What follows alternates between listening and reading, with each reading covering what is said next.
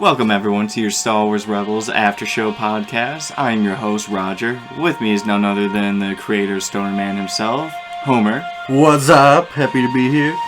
And with you guys, we are reviewing Star Wars Rebels, or Season 2, Episode 3, Rise of the Old Masters.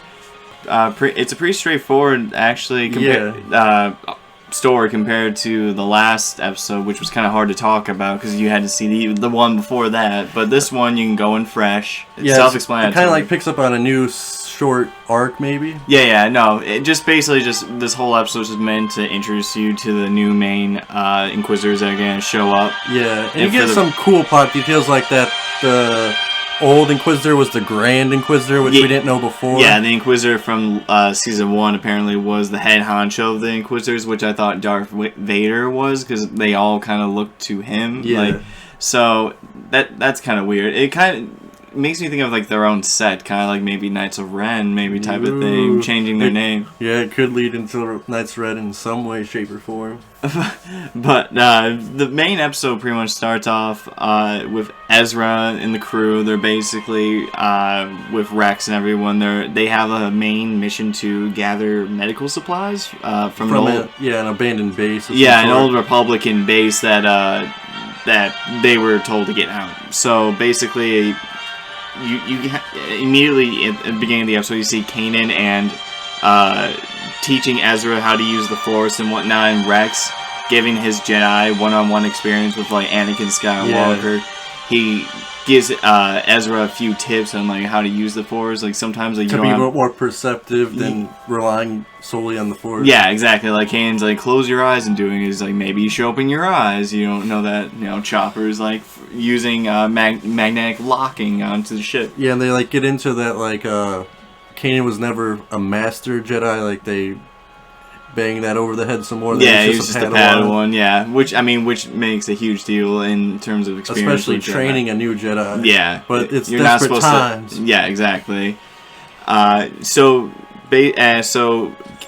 basically, it shows Kanan and Rex's different kind of like philosophical views between the soldier and the Jedi, and then basically out of their banter, Ezra leaves with Sabine and Chopper and what's his name? Zeb. That's it.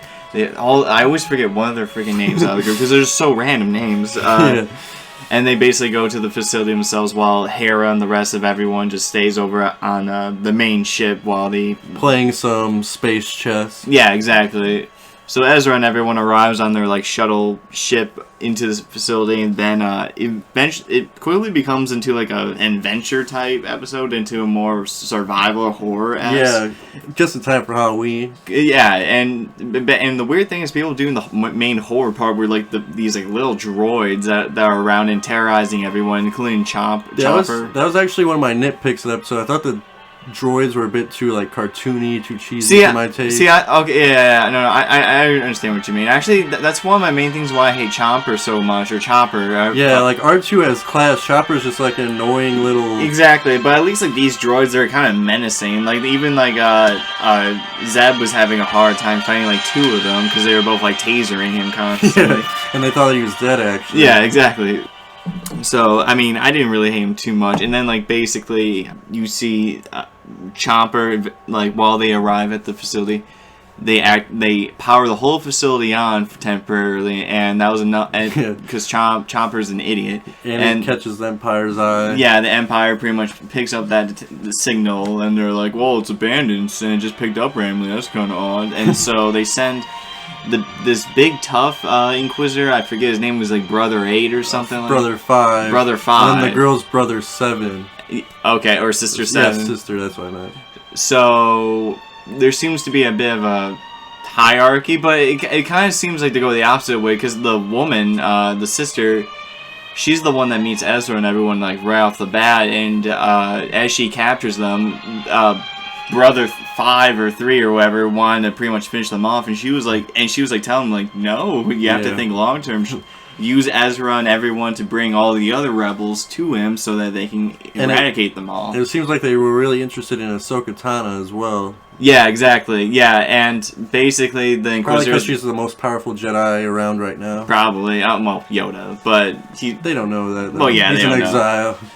And eventually the Inquisitors do capture him, and they pretty much try to fulfill their cartoonish like style plan, like of trying to get the rebels over so they can eradicate them. But there was actually this cool banter between the sister Inquisitor and Ezra. Like at one point she was like trying to persuade him maybe to join the Inquisition or whatever. Turn to the dark side. Yeah, exactly. Saying that like she can fulfill your master's training or whatever. Because she became a master unlike Kanan. Yeah, exactly. So I don't know, that seemed pretty cool, and I was actually hoping like to see like Ezra kind of like wonder what she can do or teach him, but she didn't really show off anything to prove him like to join otherwise for the most part. She didn't try too hard to convince him. Yeah, he was just mostly bait. While Sabine and Ezra are captured and used as bait, you find that Zeb is alive, unconscious after he's attacked with these droids that ambushed him, and revives Chopper, and they basically devise this whole rescue idea against 2 Inquisitors, and I was actually surprised on how it works. Oh yeah, it worked pretty well, but one thing they got into this episode that we were actually talking about while it was happening, how do certain like people understand the droids talking? Like how they kind of get into it but don't explain much. You see like Ezra being like, I'm starting to pick up like how to talk to droid and whatnot, and like Zeb doesn't understand, and he's more like longer lifespan, I'm assuming, so I'm surprised he doesn't know anything. Maybe it's something with Jedi ear. I don't even know. Well, see, like I always thought like maybe they had like an implant in them that made it easier to communicate, or maybe I don't know, nonverbal cues were enough to help them out, or I don't know. Or they were just guessing what the droids were saying. I didn't really know exactly. But, so that's a little bit weird. I want to actually, like, research that because that very much intrigues me. And then, but basically at the very end, Zeb rescues everyone. They leave the facility, saves the day, and the next week's episode seems pretty much like... Similar, actually, I thought. It seemed kind of similar just because, like... Oh, wait, no. It seems similar at first because it goes in the creepy ship. Yeah. But it turns out he was a smuggler or something. Oh, no. So we're getting into that smuggler from Clone Wars or whatever? Yeah. Next week episode, you for those who have seen it, like the Clone Wars series, you get introduced to a familiar face called Hondo. He's a renowned space pirate, technically, not smuggler. But now he seems like he's more of a smuggler now. Maybe he got demoted or something. He was a big war criminal over in the Clone Wars, so it makes sense if he's not as powerful anymore. Basically, the crew's pretty much teaming up with Hondo, and he always betrays people constantly left and right like a swindler. So that might happen. Yeah, so I'm very... it seems rather not as serious of an episode next week compared to this one, but I'm actually... This one was okay. With it. It got into the Inquisitors. It got into Kanan's like, wait, there's more Inquisitors at the end of the episode. Yeah, even at the very end, everyone's like, yeah, we just ran into Inquisitors, and Kanan's like, oh wait, what? And then like everyone's like, wait, did you know that there were more of them? And like I was just like, wait, you guys assumed that was the only one? Like I was so lost because they even saw Darth Vader beforehand. Exactly. So. They thought they beat the Inquisitors, but there's probably a shit ton more. Yeah, and basically now Ezra and their team are basically have a bounty on their head, and it's basically any Inquisitor that takes them out or brings them into custody gets a promotion to Head Inquisitor or Grand Inquisitor, whatever it was. Because the old one's dead. Yep.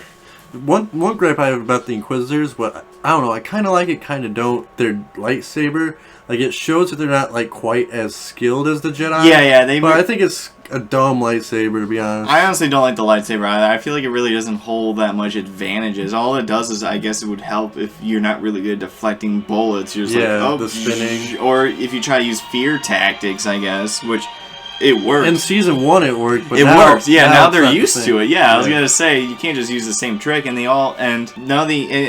besides like really twirling that lightsaber, really it doing it itself, like the Inquisitors in this episode didn't show off too much of their abilities, even other than just like holding back the ship, but they couldn't do it that well. Yeah, two of them. That's something I've always wondered too. Like I was always just like, especially on episode 5 when Vader's like getting into the hangar, like he's in Hoth or whatever, and they're trying to escape. I always wondered, like, what if he got there like 5 minutes sooner to the hangar? Like, would he just be able just to hold the ship and boom? I think some of Vader's strength he could have. Oh, he could easily. Yeah, in this episode, as Zeb and rescues everyone, they're trying to escape the Republic facility. Yeah, leaving the Inquisitors are trying to hold the ship down with the Force, and then like Sabine basically did what I said. I was like, do something, shoot them, or like distract them, and because they like for like 5 or 10 seconds they just weren't doing anything. The ship was just being halted while the doors were slowly closing. Yeah, so I give this episode I give it a dang. You know, it's pretty good. It's pretty good. It was a good pace, I thought, for the most part. Yeah, I'd give it a dank as well this week. We'll see. So far, the season's been kind of slow. It's starting to pick up now. I'm hoping we keep a good pace, especially knowing that there's 22 episodes this season. And that's usually weird too, because I had the same issue for last season. At the beginning, I thought it was slow, but actually, I kind of I don't know why. Like it felt different. Like it felt like more guerrilla warfare type thing to the Empire, and I guess I like that. And like now in this one, it seems like they're not doing as much hurting the Empire. It seems like they're more like trying to survive now that the Empire's focus solely on them. And one thing I just love about Rebels in general, like how they focus on Kanan. Like he's a very fascinating character. Like, he is. If you read the comics, he is extremely fascinating. We both recommend it, and like it shows like the point of view of a Padawan who didn't quite make it to Master, having to deal with a new apprentice who's showing signs of dark side, and he doesn't know how to control it. Yeah, this is only just like a disaster waiting to happen, it seems, or it could happen. I think so, because if to keep the canon, the Jedis must die. Exactly. And hell, maybe Ezra might have a plan in that. That's it for today's episode, guys. Tune in for our normal podcast time where we talk about video games or movies or any other culture like that. And check it out on our website on stonerman.net, where you can also donate to help us upgrade the website, get merchandise, but more importantly, get animations running for our show that we're trying to do. That animation alone requires a lot of money, which we cannot make with the amount of time and the amount of money that we make with our jobs. But yeah, it's definitely worth visiting the website every week. We have podcasts every week, new strain of the month, which is going up tonight for November. We also have character bios and also a few gadgets designs for our shows and whatnot to give you an idea. Hell yeah, we're always adding new pages, new stuff, so check it out every week. Exactly. Alright, I'm Roger, everyone, and I just want to say, may the Force be with you guys. Always.